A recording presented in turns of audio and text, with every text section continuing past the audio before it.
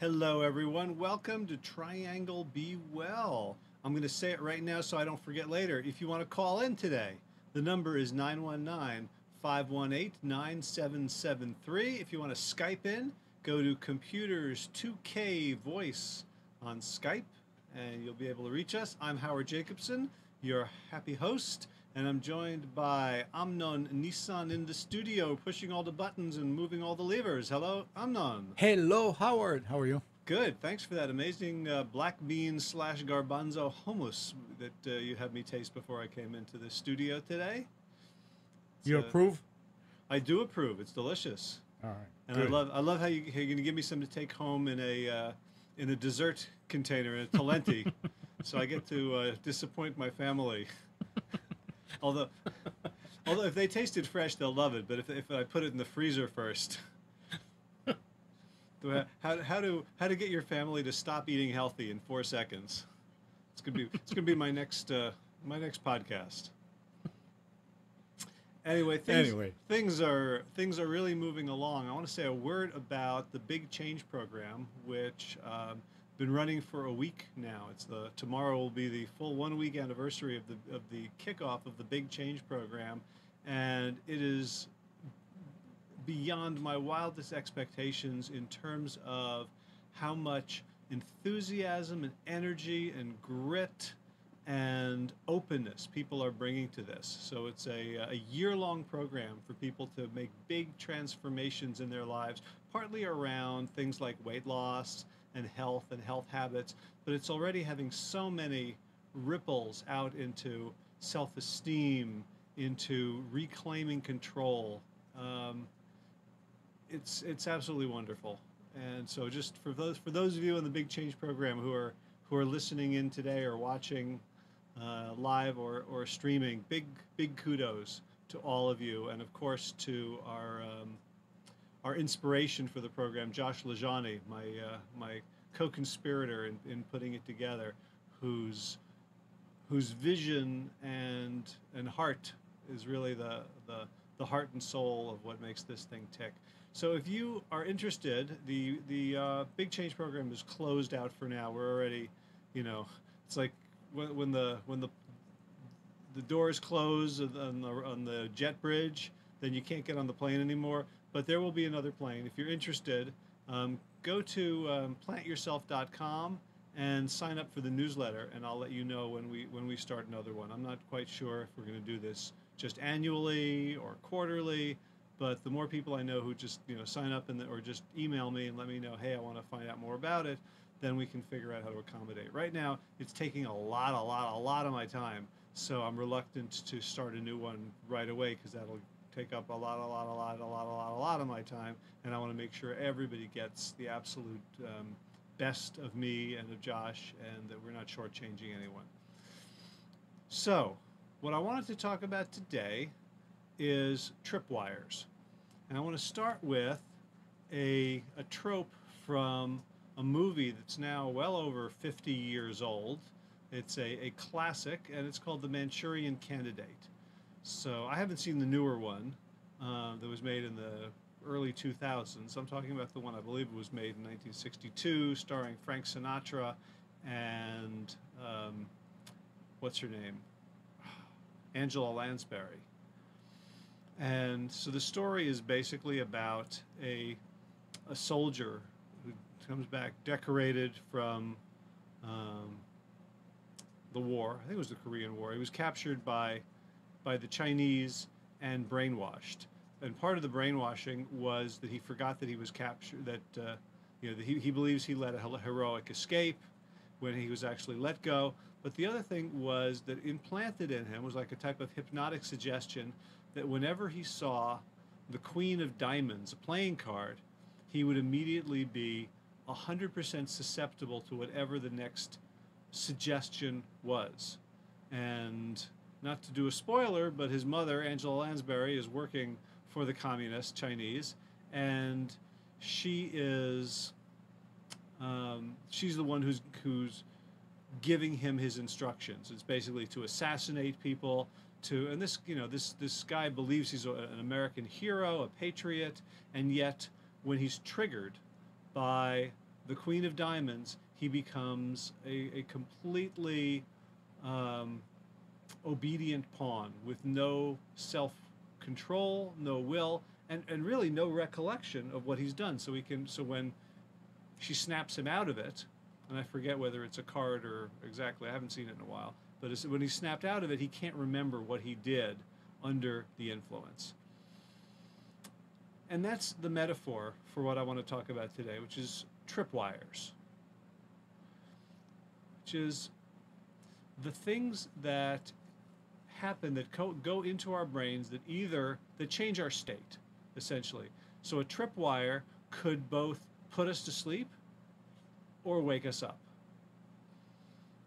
So when you think about the literal tripwire, right, you're walking along, you trip the wire, and then what happens? So something explodes, right? Or Yeah. something. Well, whatever it's attached to, yeah. But Yeah. in most cases, yeah. Yeah, something detonates.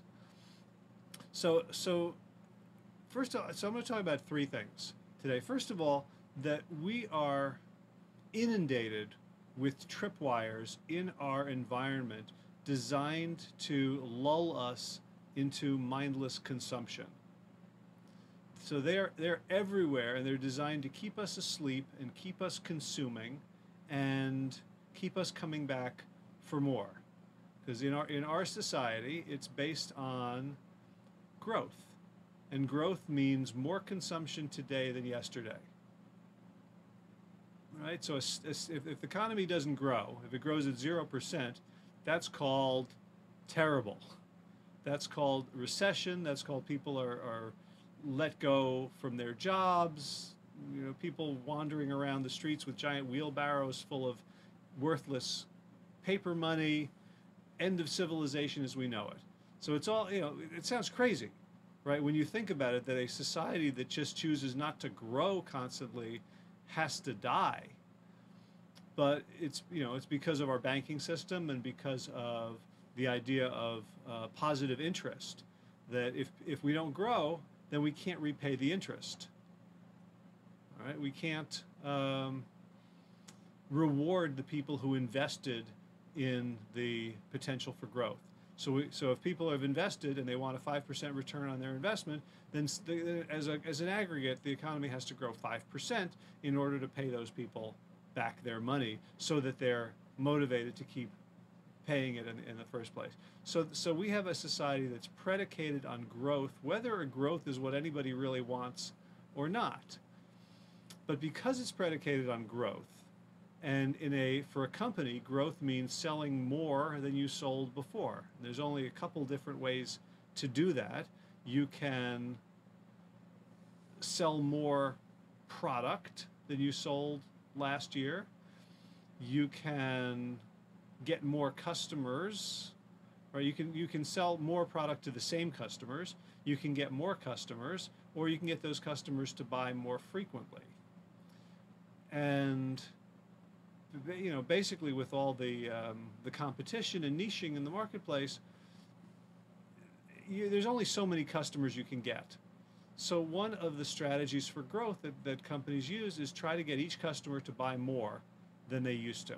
And in order to get, when we're talking about things like books, maybe that's fine. Maybe that's a good idea. If we're talking about like yoga classes or meditation or entrance into 50Ks, then maybe people consuming more is a good thing.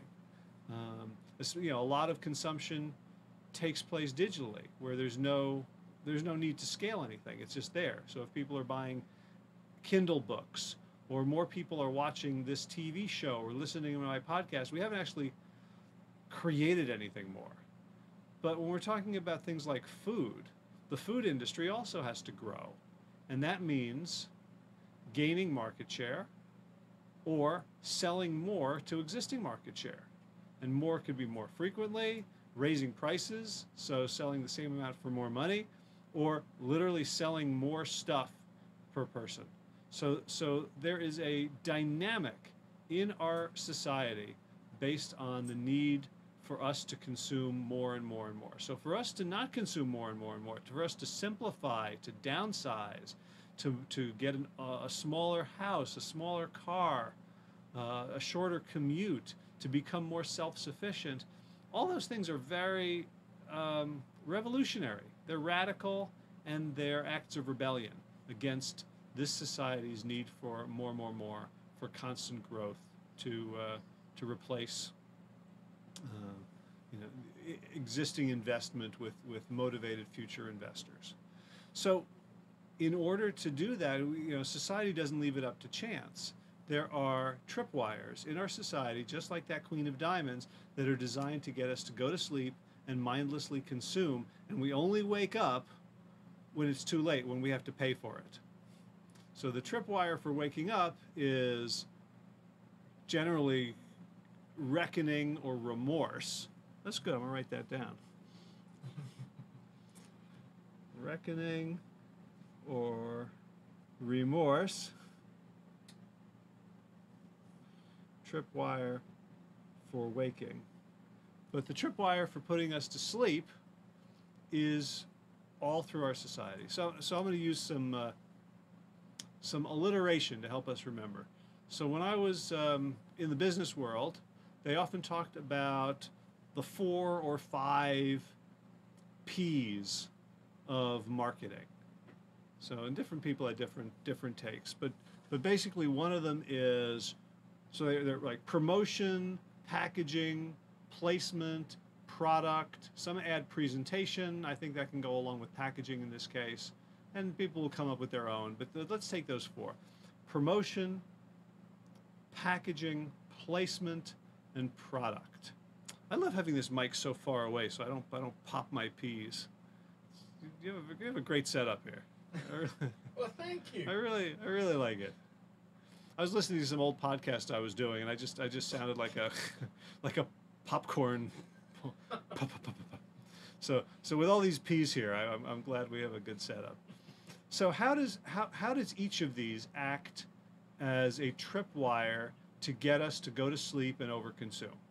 Well, promotion we can look at as a generalized advertising, both for a specific product like Pringles. Let's keep with the P's. What are some more P? Potato chips, Pringles, Pop-Tarts, pierogi, I don't know. Pavlovas. Go to town. Go to town, yeah. So whatever it is, individually or just in general. So we are a society, we are a media that is driven by advertising. And advertising generally has one overriding goal, is to make us feel like there is a gap between is and should be. All right? If there is no gap in your life between is and should be, then you are a shitty consumer. Why would you buy anything? Right? I'm happy, I'm perfectly content. So I don't need a bigger TV. I don't need a newer car. I don't need a device in my shoe to count my paces and teach me about my footfalls when I'm running. I don't need stuff. I'm just on maintenance. Maybe I need less. Maybe I should get rid of my stuff. So if people are completely and 100% and profoundly satisfied with their lives and with themselves, then the whole economy collapses, right? A nation of happy, self-actualized people is basically World War III, because everything collapses and then we have the fights over resources and then we push the buttons, right? Yep. So just, put a pin in that for later to think about how effed up that is. But advertising comes to the rescue and serves the purpose of making all of us feel less than. Like there's something we're missing, something we need, whether it's our physical appearance or our status in life or our relationships, that there's something we're missing. And it could be as simple as, I'm not a good enough mother because I don't use Tide laundry detergent, so my kids don't have the cleanest clothes, the brightest colors. It could be something like, I need to go on Weight Watchers or buy lean cuisine because I'm overweight and I'm not attractive anymore. It could be anything. And advertising works in the generalities by creating this feeling of we're not okay, we're not enough, we're not all right, or if we're okay, then our situation isn't okay. We're great, but we deserve more. You deserve a break today. Right? You owe it to yourself to get this Rolex, this BMW, because you're so great. So even though you're so great, you're not that great because you don't have this thing that proves you're great. So that when everyone else looks at you, they go, wow, how can he be great? He doesn't have a Rolex. He's not driving a Beamer convertible. So advertising as promotion in general teaches us that we need to consume in order to be okay. And there's the link. So if advertising was just like, hey, you need to consume, buy this, buy this, buy this, it's great, you'll love it, it's delicious, it's the best thing ever, that's one thing. But it's the connection between, I'm going to make you feel bad about yourself or your situation, and then connect that to consumption. That you can make yourself feel better by consuming that. Right? That is the premise behind almost all food marketing. Right? You will feel better for having consumed this. And it works. In the short term, it absolutely works. That people consume things, and when they do it mindlessly, the way we've been entrained to do through this promotional strategy of ubiquitous advertising, when we consume something, it distracts us from whatever we perceive as a lack in our lives. Now, it works for the products that are advertised, right? So these hyper-palatable foods that are designed to shoot help us mainline dopamine, the euphoria, the happiness, the satisfaction hormone, the chemical in our brain that makes us feel like everything's all right. So everything's not all right. Of course, everything is all right. Right? Baseline, we live on a nice planet. You go outside, and there, if you're not in a war zone, there's trees, there's birds. Like the planet itself is not the problem, right? It's the places on the planet where humans are mad and dissatisfied and hurting and wounded and taking it out on everybody else. Those are the hells. But the planet itself, like you go out in space, you look at the planet, whoa, beautiful. Like I dare you to find a nicer planet. Think how many stars there are in the known universe. You want exact number? I'll tell you. Yes, please. It is 2,4,054,000,054. All right. So what are the chances if you were to say, if I were to say to you, so I want you to play the lottery, and your chances of winning are 2 trillion, blah blah blah. Yeah. You wouldn't play, right? Yeah, you always have a chance. You always have a whatever chance. It is, it's a chance. Yeah. So, but you won the lottery on this planet with this sun, right? It's got oxygen, it's got water, it's got the right gravity. We're not like floating away. It's like, oh, I lost the kid. I let go and he floated away, and it's on Jupiter now. No, it all works here. So everything's okay. It's when humans start having a problem with okay that we create things that aren't okay, right? But so it's boring. Huh? Because it can become boring. Yeah, maybe it's like, you don't go to the movie to see like the two people meet and fall in love and they have no problems. Right. Right. So maybe we're all in this movie, and we're all like, hey, let's pretend that we have that things are really going wrong, and we're just like we're in a dream. Right. So we're not lucid dreaming. We're just in this dream, and we're like, oh, like you ever have a nightmare in a dream? Yeah. Yeah. You get scared by something, and you wake up and you go, oh, it was just a dream. I made it up.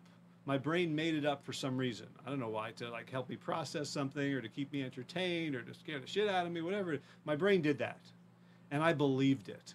So maybe this reality is the same thing. It's the same thing. If you get scared, you take a nap. Words of wisdom from Delta Force. I think that should be your new company slogan. Get scared, take a nap. Kirby's saying that you deserve a break today, an old slogan. And I told him that that'll be the day when you promote McDonald's. Yeah, is that McDonald's? Is that their slogan? It used to be, yeah. I don't know if it still is. Okay, but then there's then there's the Kit Kat break and the Snickers break. Like every hey Kirby, how's it going? By the way, Kirby is a man of mystery.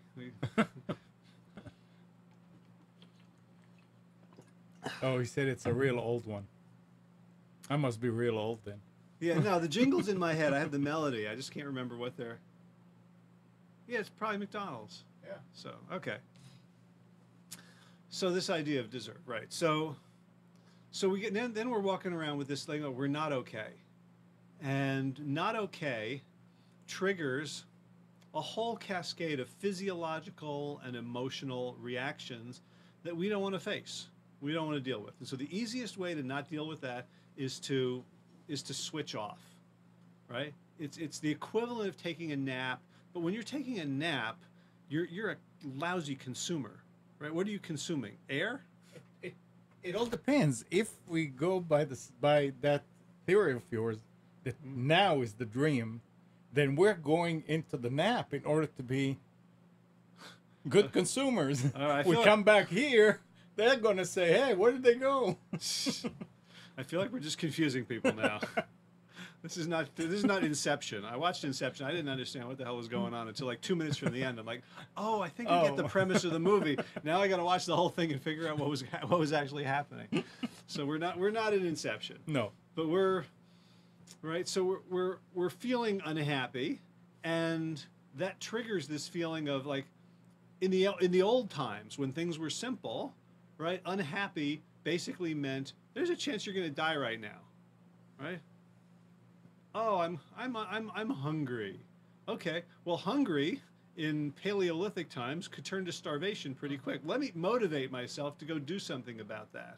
Or, ooh, I got frightened by something. Well, what did I get frightened by? Probably a saber-toothed tiger snapping a branch in the tree above me, ready to pounce. So, or I've gotten yelled at by someone. Well, that could lead to exile from my tribe. Right, and excommunication and death because I don't have my tribe to protect me anymore.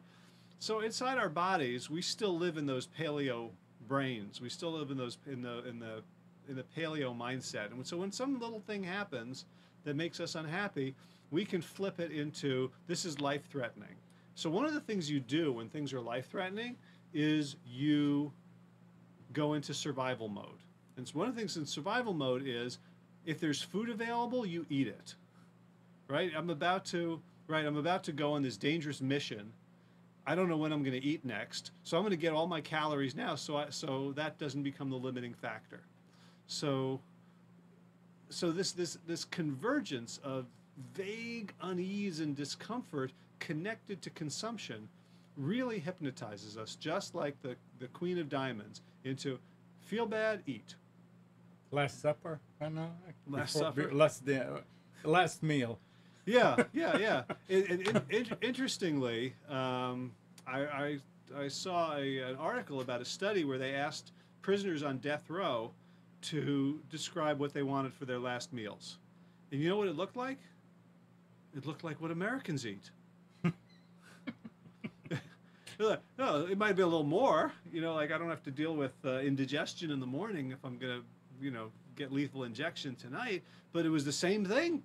It was like, pizza and hamburgers and hot dogs. They deserve the break. They deserve a, yeah. But, so what's interesting is not what the people on death row wanted to eat. What's interesting is that all of us are eating like it's our last meal. Yeah. Right. We're eating as if there's no tomorrow, and it's because we've been trained. We have been hypnotized to equate vague unease and unhappiness, sadness, boredom, misery, headache, fatigue, ennui, every negative emotion you could think of, we translate into I'm hungry, all right? Or I need a drink, or I need to smoke, or I need porn, or I need to gamble.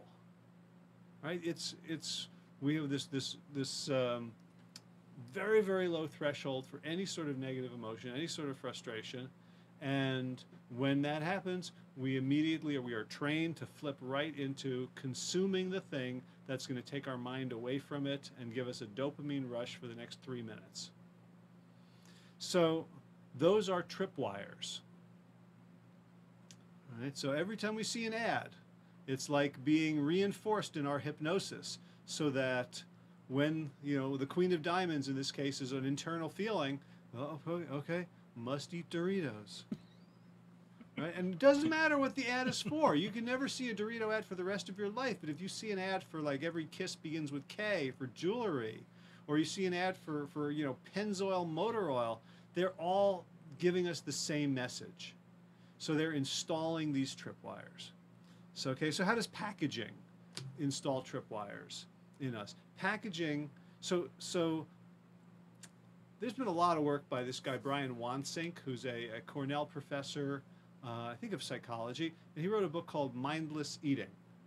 And it's fascinating, wonderful experiments on how you can manipulate people psychologically to eat more or to eat less than they would otherwise. And do you know about his work? Mm-mm. So my favorite one of his is the never-ending soup bowl. So he rigged up a system where you have a bowl of soup on the table, and underneath you can't look under the table, but under the table is a little pipe going to the soup bowl, and very, very slowly and imperceptibly, as you eat, the pipe continues to fill the bowl with soup. And they wanted to see, like, would people eat more if the pipe, you think like we would eat until we were full, right? That there would be an internal cue. The human beings would, okay, here's food, I'm going to eat until I'm full, and then I will stop. But he found that no, our visuals tell us when to eat and when to not eat. So when he was piping the soup, he said, eat as much as you want and stop when you're full. So the people who had a regular bowl ate the bowl of soup and stopped when they were full. And they said when they got to the end of the bowl, they were like, okay, I'm full now. It's like, okay. Then he kept filling the bowl, and people kept eating, and they ate like twice as much. They drank twice as much soup. And then when they got to the bottom of the bowl, they said, okay, I'm full.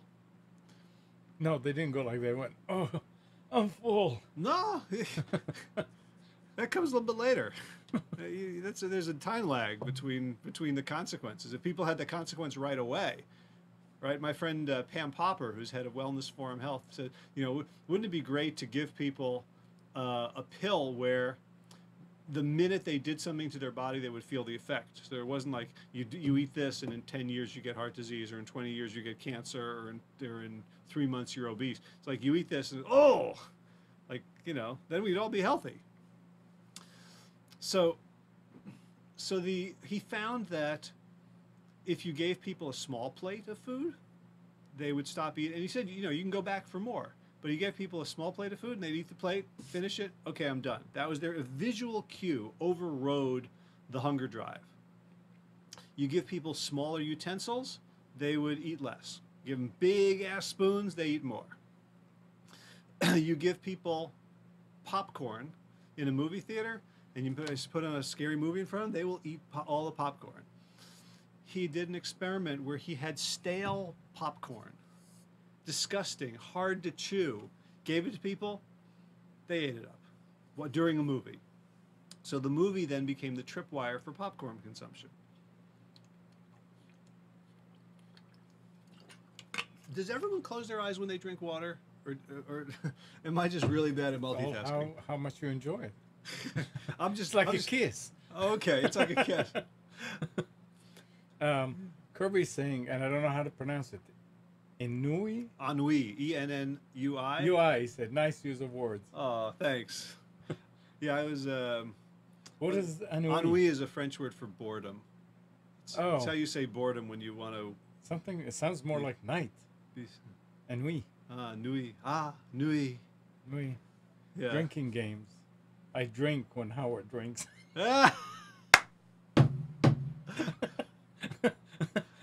You're having a lot of fun, Kirby? Well, depends if it's water or not. Let's hope it's water. Hopefully it is. All right, so you can see how serving sizes. Tripwire. Now we're in a mirror. Now it's like this feedback loop. Now I drink, Kirby drinks, I drink. He says I'm at work and won't tell what I'm drinking. Fair enough. All right. So, given that we tend to eat until we're done, so you can manipulate. You know, the food industry manipulates our consumption with packaging. Doesn't it have to do something with the way we grew up? Say more. Finish it. Kids are starving in Africa. Oh, finish it is Yeah. yeah. It so- doesn't matter how much you ate. Right. Finish it. Right. So whatever we get is a serving, right? So, I mean, for some foods, like for me, like a pound of cookies.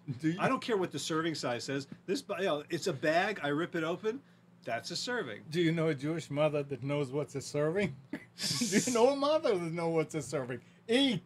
Eat. Yeah. So, well, so we're also, that's where we first learn, right, that we eat to please other people, for comfort. There's a whole psychological thing that is an underpinning. Advertising again doesn't work on healthy people, on psychologically healthy people. So so we get all this, preschool brainwashing that allows them. It puts in the hooks that they can then throw their tripwires onto. So, for example, so here's an example. So suppose you had a box of cookies, or let's say Chips Ahoy. So it's got the bag, and then it's got this little plastic thing with. So depending on how many rows they put in, like a row is basically a serving. So if they put in 3 rows, that's 3 servings. But they can get you to eat the same thing in 2 rows. They put in 2 servings. Or if they really wanted, remember Ritz crackers? Yeah. So Ritz crackers and saltines also, they had 4 different packages within the big bag. Right. Sleeves, and they were closed. So actually, when you finished a sleeve, you had to then overcome some sort of inertial energy to finish the next sleeve. All right. So you think of it in terms of like 100-calorie packs. Mm-hmm. So you get a big bag, but it contains little bags, and so each of those 100-calorie packs is designed as a tripwire in the other direction to get you to stop. So for dieters, they're willing to pay a lot more, right? Those 100-calorie packs are quite expensive, so it's good business, because I'll have 5 or 6 of them a day. I just won't eat them all at once. So I don't think it really dampens consumption, but it does give people a little bit of a negative tripwire to say, okay, now I can stop. That's the designation, that there is a natural stopping place. So you ever drive on a very hilly highway and they have these runaway truck ramps? Mm-hmm. So that sort of thing. So we don't call it runaway trucks in terms of health behavior. We call it the what the hell effect. So suppose you've got these 100-calorie packs of Oreos in your house, that someone else in your house eats them, and you say, I don't eat those. I do not eat those things. I don't eat Oreos. I don't eat, as one of my coaching clients said the other day, a beautiful phrase, I've stopped eating recreational sugar. Like, beautiful phrase, perfectly clear. Recreational sugar, like recreational drugs or something like that. Beautiful. So it's there, right, in the pantry, and you're not eating it, and then one day you're a little hungry, and you go and you've got a bowl of apples, but they've gone a bit mealy, and the bananas are a bit too ripe, and the cherries in the fridge are now moldy, and they're weeping onto the next shelf below, and you're like, oh, I just need something sweet. And you think, well, I'll just have 1 pack, 100 calories. What can that do? And the minute you open it up and you eat your first one, the what the hell effect goes into effect. Now, if it weren't the 100-calorie packs, let's say it was just a big bag of Oreos. Now you're like, well, I had 1. What the hell? I'll have another. Well, I just broke my rule. I might as well have the whole bag. But so the 100-calorie packs are a little bit of a runaway truck ramp. A little bit. You're going down. You can go back up. Now they are if you think about them that way. if you Yeah. set your intention of, and that's the third thing I'm going to be talking about. From experience. Yeah. Oh well, it was only 100 calories. I can have another one. Yeah. Yeah. You know. I used to do it. Well, yeah, we think about it in terms of, negotiation. Yeah. Like I didn't tell you, I bought a truck. I haven't told the world yet. I bought a truck. You did. I bought a truck. That's not part of the program. That's for real. For real. Okay. Yeah. What do you mean? I What'd you say get? real things as part of the program. No, I mean. It's you not said- all a I lie. thought you coming up with some story. Yeah, no. This is a from real life. I bought a truck. What'd you get? A 2000 Chevy Silverado 1500 Whoa! short cab, long bed. 174,437 miles. That's nothing. Hardly Thank you. broken in. Thank you. Yeah. Thank you. Yeah. So yeah, next time you see me, I'll have the cowboy hat, and I'm thinking of growing a 1970s mustache. Did you get a gun rack for the window, for the rear window? No, Oh, come not on. yet, not yet. But I Okay. discovered I was gonna go like buy a spare tire for the back, but I discovered there is one. But did you know that? Did you know that spare tires for trucks are underneath the? I didn't. Well, yeah. I bought it, and then I'm like, does this thing have a spare tire? I don't see it. How can it? There's no room for it. I just put it next to me on the seat and call it Ben. And what do you do for? So I got a spare. So no. So I haven't bought the truck nuts either. Okay. You know truck nuts, right? No. You hang it from the trailer hitch. It looks like testicles. Oh, the nuts. Yeah. Oh, yeah. So no truck nuts, no fuzzy dice, no pine scented freshener. Well, you but- only hit it what, a week? I've yeah, Give it- 3 days. Yeah, 3 days. give it time. Yeah, so It'll I'm sure happen. I'm Yeah. sure it'll change me Yep. in ways we can't even begin to imagine. Right now I'm just trying to be like that friend with the truck. So anyone in North Carolina who needs anything moved, call me up because it gets shitty gas mileage. Like I need an excuse to actually take it out somewhere. Now, why did I mention this? Howard digresses. It's correct. Is It it- sounds like truck nuts and pine trees air fresheners could be your newest sponsors.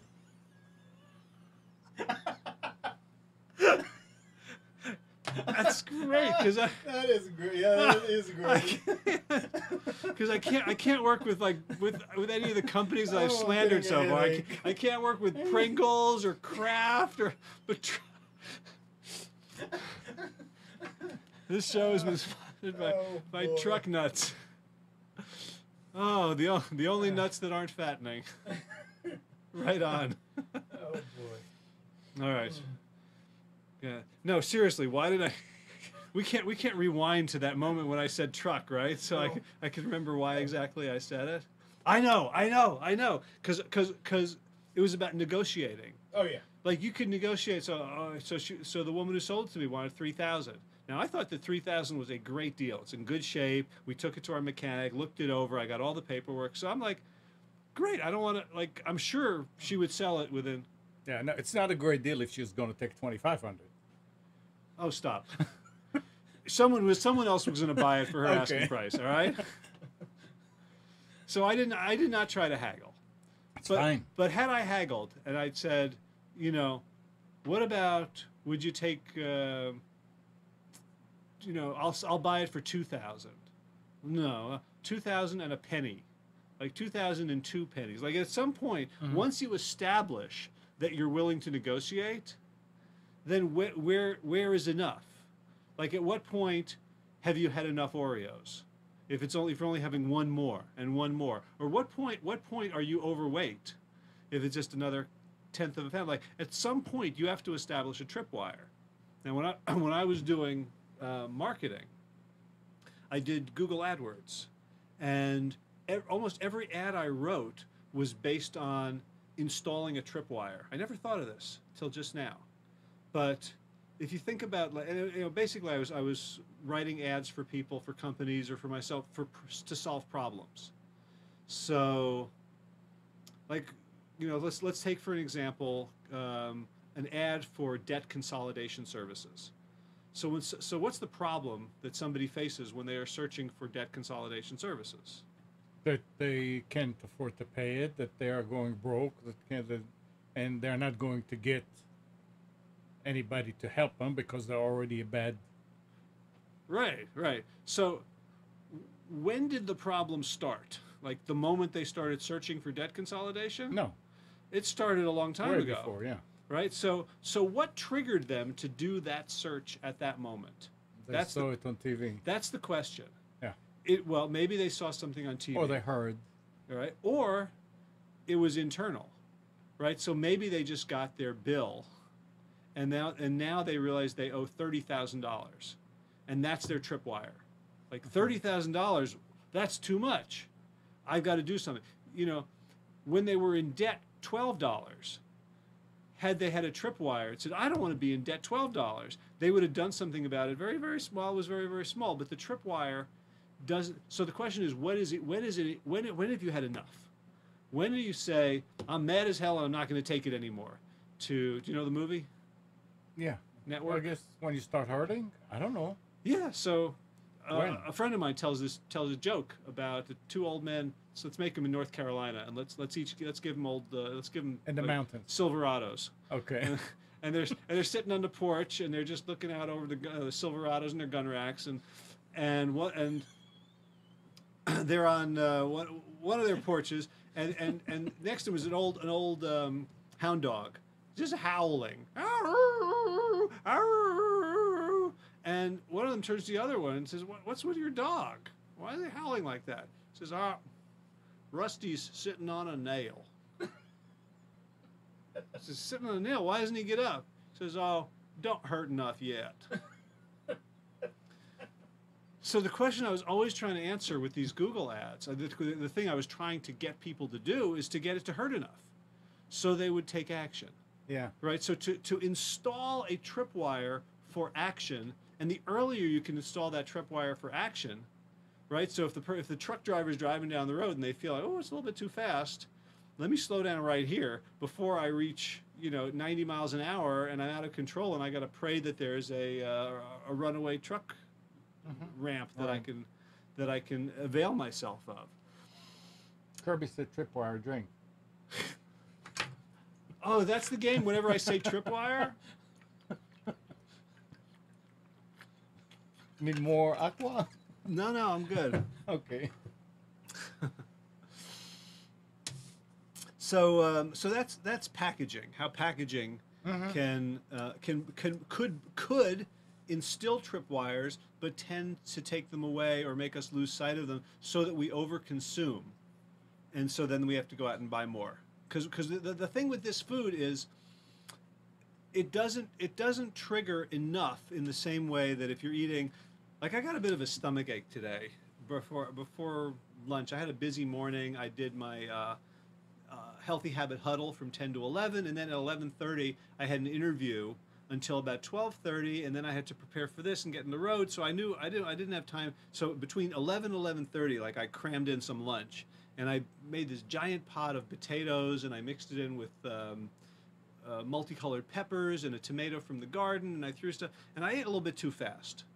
And potatoes are the sort of thing that if you eat too fast, you feel it pretty quick, because they're bulky. They take up space in your stomach, right? So like, by 11:45, I'm like, oh, I shouldn't eat all those potatoes.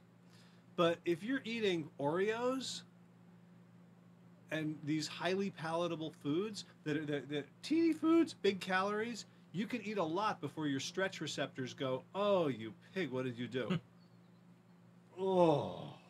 Right, you can eat the two bag. You can eat 5,000 calories before your natural tripwire takes effect, which is one reason to eat very, very low on the caloric density scale, because we need all the help we can get. We don't know how much to eat, so let's rely on our natural tripwires triggered by natural foods that we're familiar with. So we can overcome all that just by getting rid of those foods. But for most people who are stuck in this tripwire trap, we need to talk about how to get you off of it. I can't just tell people just stop doing it.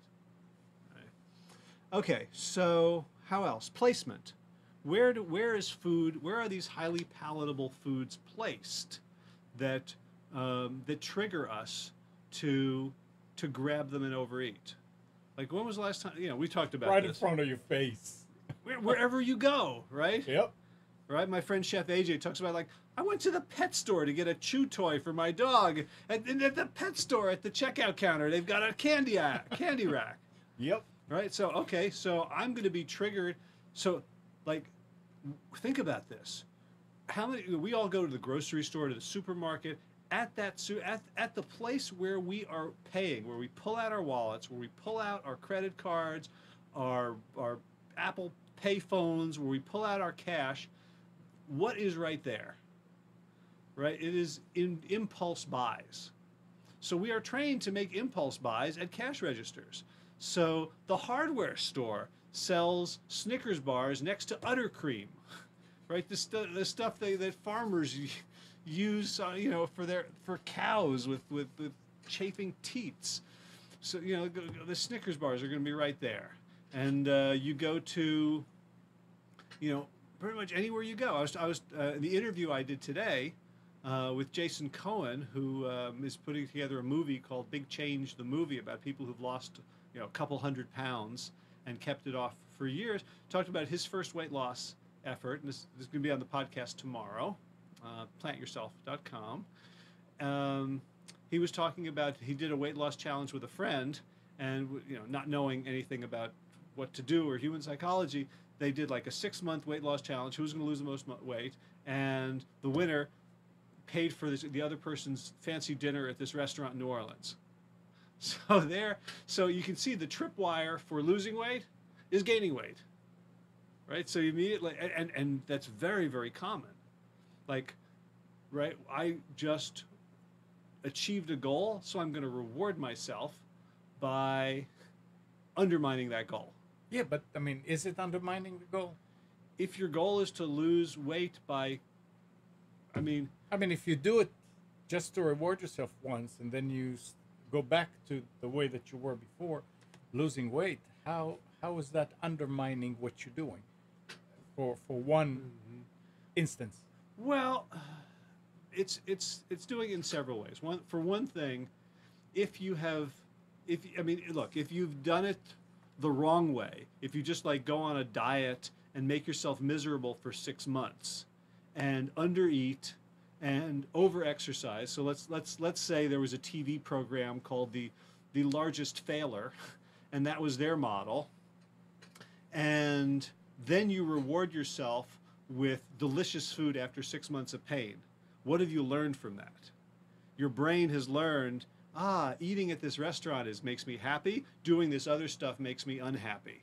So I'm not going to go back to doing that other stuff. You've just reinforced the exact wrong message. Only if you're dumb.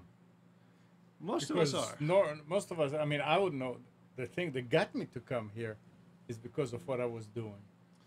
Okay, but you're right. Yeah. You're right. But so here's the thing. Like, so suppose you could reward yourself with food, or with tickets to a movie, or going dancing with your sweetheart, or a ride in the space shuttle. Like, like we want to reward ourselves in ways that aren't directly related to undermining, to telling ourselves that the sacrifice we just made is a sacrifice. Because we don't want to tell ourselves I'm sacrificing, because no one can sacrifice long term. So that's why I say that. So we want to decouple the lower blood sugar, right? So lose weight. Yeah. So all those things have happened. So the reward is I get to eat healthy, and it goes down even more. And the reward is I get to go swimming, and I can do 20 laps instead of 5 laps. Yep. So we're looking for rewards that are going to reinforce the behavior, not kind of conflict with it. Before you go to the next point, yeah. Kirby says that's the new word. You've said it 7 times in the last 3 minutes. What's that? Tripwire. Tripwire. Got a drink? He says, I'm waterlogged already. Well, Kirby, I hope your job isn't like NASCAR driver. Said, too bad they don't have truck nuts and pine tree air freshener at the checkout. It would be great sellers. Yeah.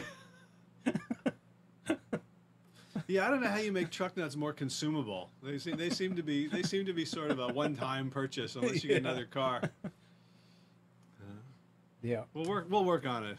But the placement of, Yeah. of these foods, I was just you were talking about, you know, if each and every one that's not supposed to eat it had a what do you call the machines? The vending machine. Vending machine, Uh-huh. $5 for each bag. Uh-huh. Yeah, so there's definitely the pain of consumption. I was Yep. listening to a talk by Dan Ariely, who wrote Predictably Irrational. Do you know his work? Mm-mm. Awesome stuff. He's local. He's in Durham. He works at Duke. He was talking about the pain of payment. So that Right. if you another tripwire is make people pay for right away. So like an all you can eat buffet, there you have eliminated the pain of payment. Mm-hmm. Right? You pay at the beginning, and now especially if you pay at the That's it, beginning, it's it's like, done. whew, I better get my money's worth. Right. As opposed to if you take it a step further, you pay a la carte. Okay, I want this appetizer, I'm going to pay for it. I want this plate of spaghetti, I'm going to pay for it. I want the dessert, I want the coffee, I want the after dinner drink, I'm going to pay for each of those things. So there's a little bit of pain. But in terms of each bite, there's no pain of payment. Right. You bought the this big thing of spaghetti. You go to Cheesecake Factory, right? And your meal, should come with a hydraulic lift. It's so big to get it to your face, and so you're looking at this and he goes, well, I paid $12 for this, and it's one serving, so I should eat it. The only reason that you don't eat the whole thing is like, well, I've got to save room for the $9 slice of cheesecake, right? So that's how people use self-control at Cheesecake Factory, right? So you're sitting with this giant thing, and you're just eating it. Now, Dan Ariely says, what if the waiter was next to you with a running tab, and instead of charging you $12, they charged you, and let's say there was like 120 mouthfuls in this thing, and we're going to charge you 10 cents a mouthful. You eat one, so it's be the same price, right? But if you eat less, okay, every time you take a bite, you lose Another 10 cents. Another 10 cents. So the pain of payment is synchronous with the enjoyment of consumption. So that's a great way to, like with your idea of the vending machine, $5, $5. So to curb behavior and put in tripwires, and so you will see the industries that want us to consume more and more tend to try to remove the pain of payment as far away as possible. One way to remove pain of payment is credit card, as opposed to cash, right? Another way is like PayPal. I buy crazy shit with PayPal because like, oh look, I've got, I make money with PayPal too. So I have products and people pay with PayPal. So it just sits in my PayPal account, and I think of it like, oh, it's Monopoly money. Yeah, I'll buy Boardwalk, whatever. I don't care. It's not real money. Or when you gamble, if you go and you gamble and you win $5,000, you treat that $5,000 very differently than if it had been $5,000 you pulled out of your bank account. Right. It's not. It's easy come, easy go. Easy come, easy go. It's the same stuff. So this is all like behavioral economics and, Daniel Kahneman's work and Amos Tversky and all Israelis doing the behavioral economics stuff on how crazy we are with money. So, so Dan Ariely was talking about, if you installed pain of payment, you could get people to curb their consumption very, very easily. So that's, again, another part of placement. The oil company destroyed that. I'm going to the gas station and I'm getting a pack of Oreos.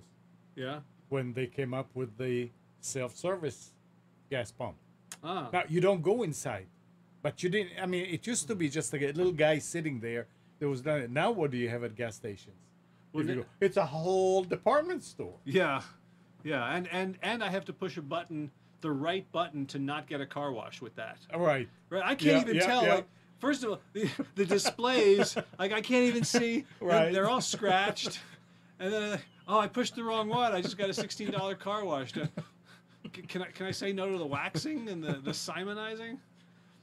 Yeah. So. Yeah.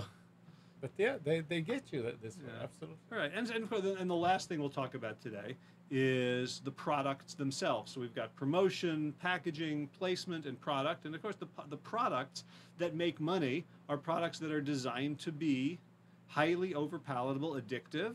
You know, like if you can create a product that people will get addicted to, there's your business model, right? Coca-Cola did it originally with a little bit of cocaine in there. So they say. I don't know. Cigarettes, they don't even need cocaine, right? They just need sugar water. Yep. Um, Cigarettes. There you go.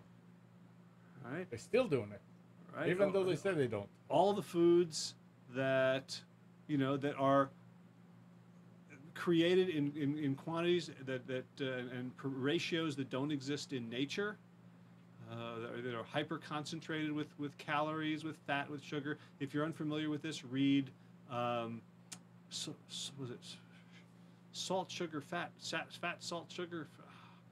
He needed a better title for me. Michael Moss, a New York Times investigative reporter. I think it's called Salt, Sugar, Fat, about how the food industry employs high-level scientists to find the bliss point of every food, where we just can't stop ourselves.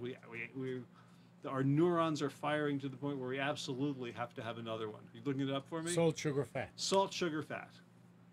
Yeah. You can also read another book, quite interesting. I believe it's called The Emperors of Chocolate.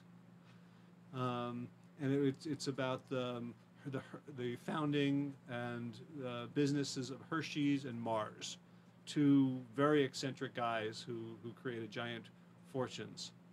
Did I get that one right? Let's see. There is something like that. Emperor of Chocolate, Inside the Secret Word of... it's a book. Yeah, it's a book. Yeah, that's it. Yeah, so in that book they talk about how M&Ms are made, and how they were scientifically created to be so addictive.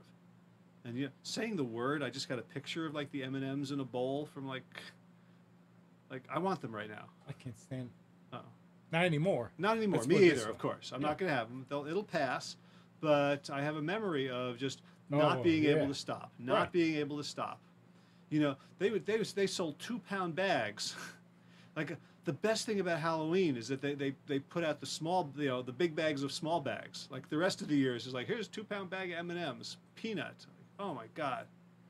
So it's the products themselves that are designed to be tripwires for continued mindless consumption. That the more you eat of them, the stupider you get in very real terms, in terms of your ability to wake up. Because remember, we originally, when we said that word, Kirby,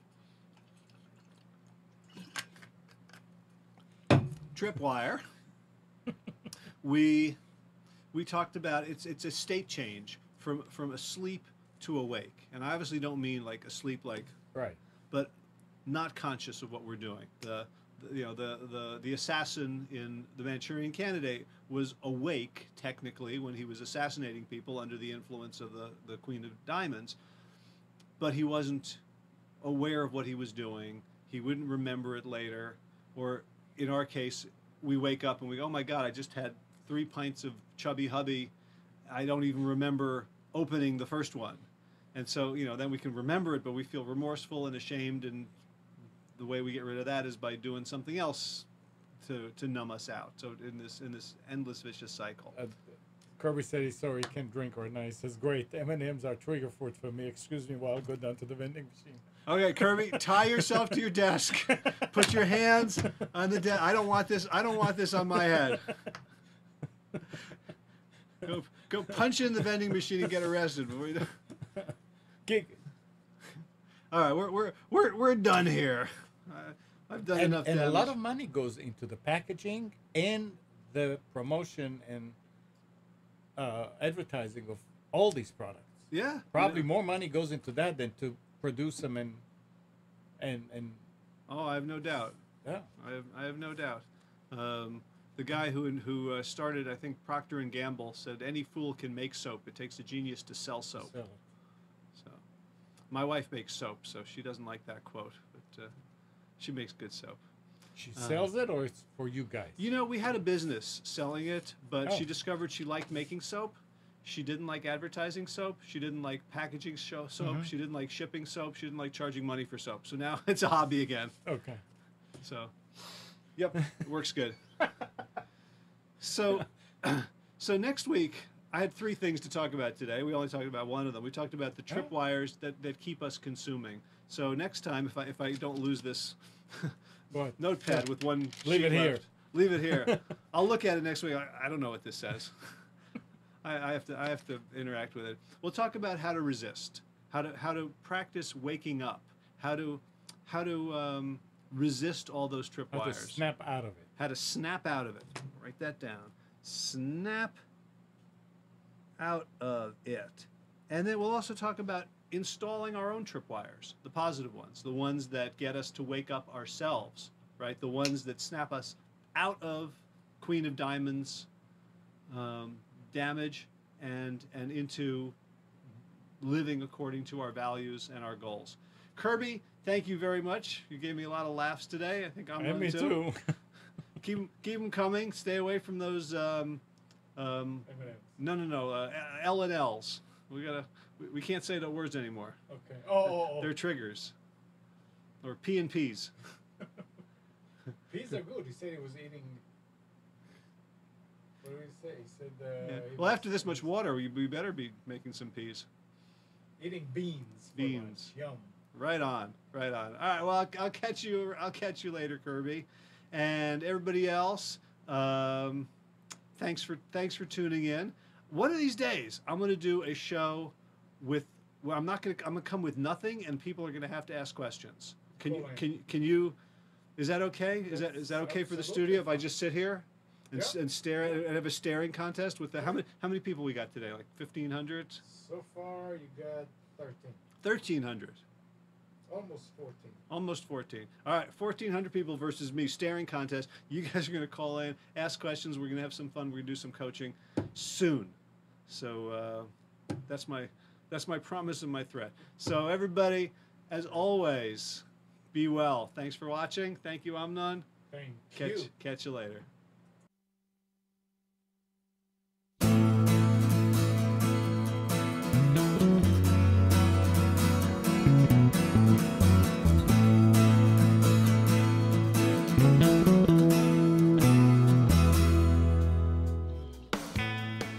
You are tuned to the Nissan Communications Network.